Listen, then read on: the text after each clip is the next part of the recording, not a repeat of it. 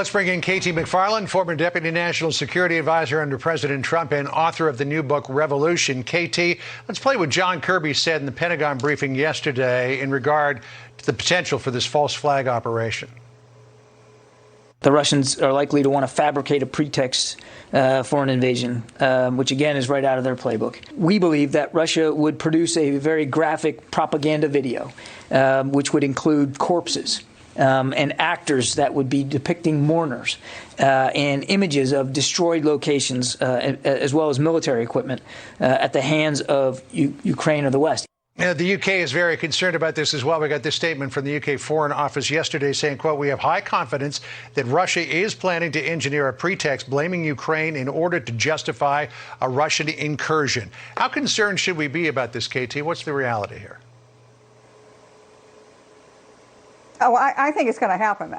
Look, the Russians are really good at this. It goes back to Vladimir Putin's KGB days. He was, in fact, part of this called the Agitprop unit, the Agitation and Propaganda Unit. And what their goal is to try to twist and spin the national conversation in other countries. This has two objectives. One, these false flag operations, these casus belli for the Russians to intervene somewhere in Ukraine is really terrific. It plays great back home for Putin in Russia.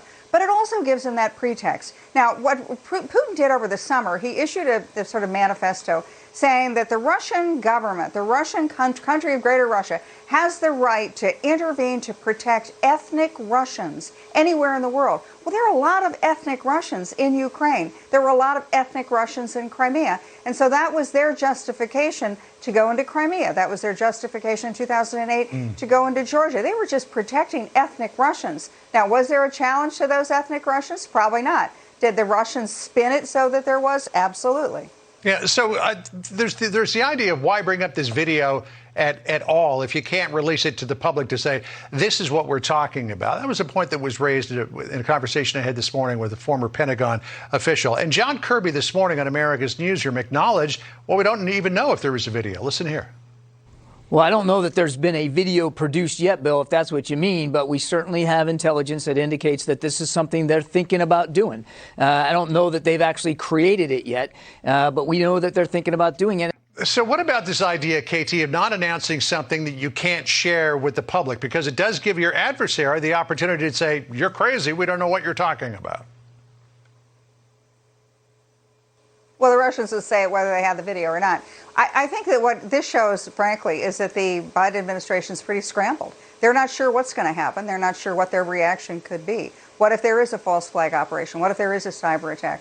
What if, let's say, the little green men, they're called little green men, they're Russian forces that sneak over the border into Ukraine and would cause local skirmishes and disruptions, again, giving an excuse for Russian forces to cross that border.